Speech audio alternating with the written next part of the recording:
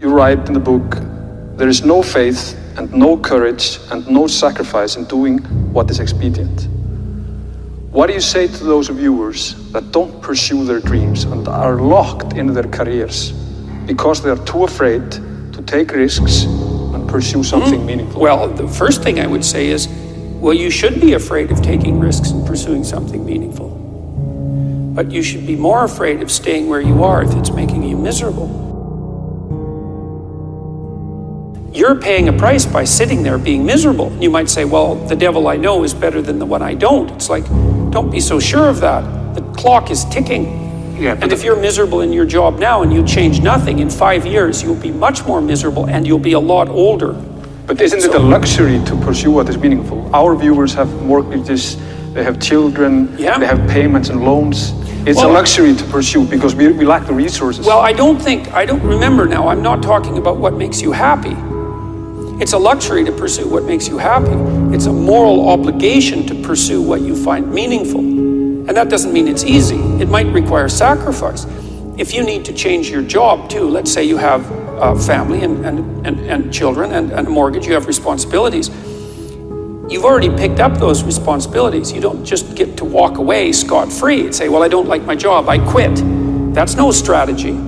But what you might have to do is you think, well, this job is killing my soul. All right, so what do I have to do about that? Well, I have to look for another job. Well, no one wants to hire me. It's like, okay, maybe you need to educate yourself more. Maybe you need to update your curriculum vitae, your resume.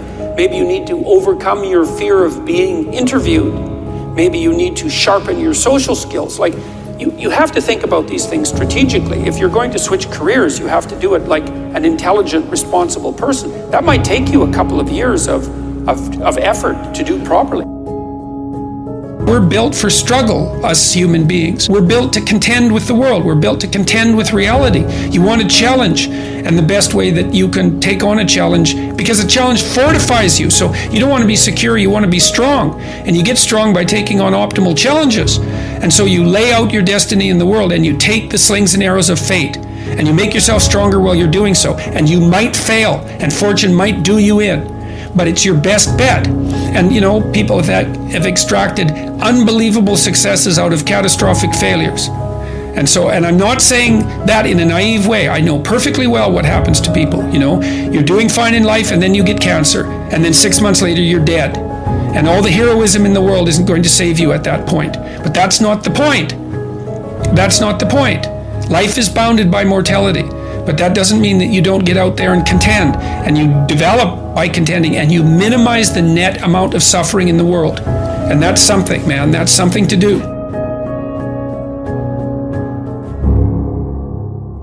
Compare yourself to who you were yesterday, not to who someone else is today. Because you need to have a hierarchy of improvement. You need to be aiming for something, and that means you're going to be lesser than people who've already attained along that dimension. So the question is, who should you defeat in the final analysis? And the answer is, you should defeat your former self. You should be constantly trying to do that.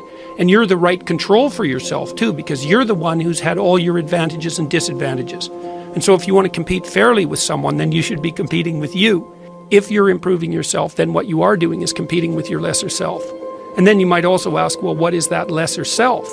And that lesser self would be resentful and bitter and aggressive and vengeance-seeking and all of those things that go along with having a negative moral character. And those are things that interfere with your ability to progress as you move forward through life. So it's very necessary to understand that this is why, you know, I've been stressing this idea of personal responsibility. It's like, well, personal responsibility is to compete with yourself, is to be slightly better than yourself the next day. And it better in some way that you can actually manage, and that's humility. Like, well, I'm a flawed person, I've got all my problems. Could I be as good as person X? It's like not the right question. The right question is, could you be slightly better tomorrow than your currently flawed self? And the answer to that is, if you have enough humility to set the bar properly low, then you could be better tomorrow than you are today. And you might say, well, what's the right way of being in the world, if there is such a thing? And it's not acting according to a set of rules. It's attempting continually to transcend the flawed thing that you currently are. And what's so interesting about that is that the meaning in life is to be found in that pursuit. So I've been laying that out in these discussions too, because it's saying, well, The fundamental issue is that life is tragic and difficult, very tragic and difficult for everyone.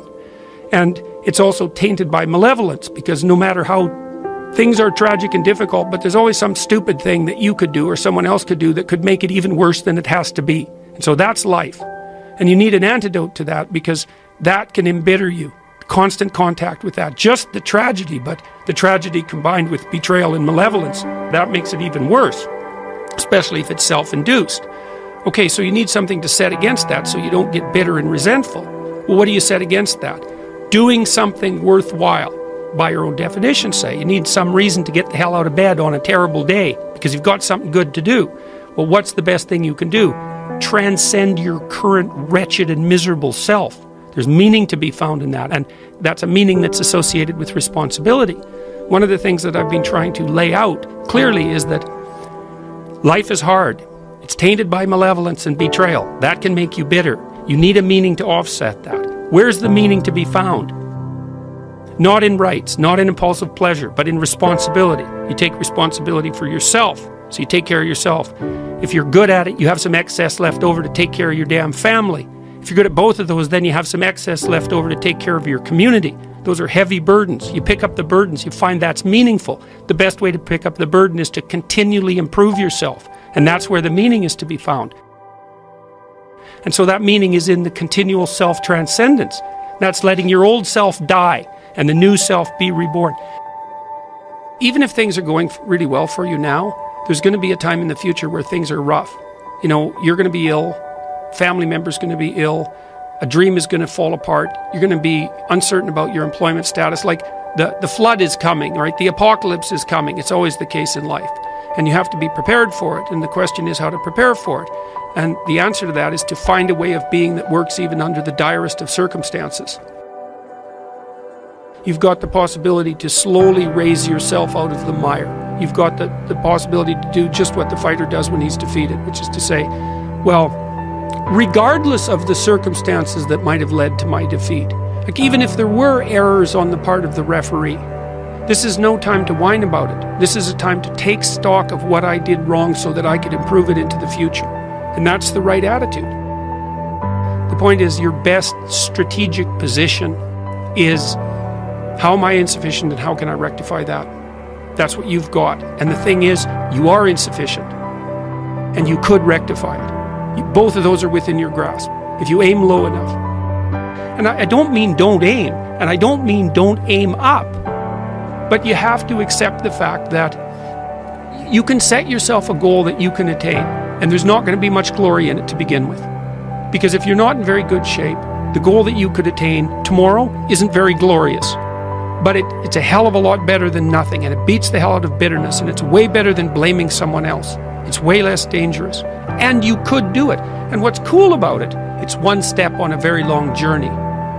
And it starts to compound on you. So a small step today puts you in a position to take a slightly bigger step the next day, and then that puts you in a position to take a slightly bigger step the next day. And you do that for 2 or 3 years, man, you're starting to stride. I don't know how many people have come and told me, it's so strange, they said, well, I started making my bed and that made all the difference. It's like, well, yeah, you decided to aim up, man, and the first concrete instantiation of that was that you made your bed. And you think, well, that's nothing heroic. It's like, no, but aiming up is heroic. That's something.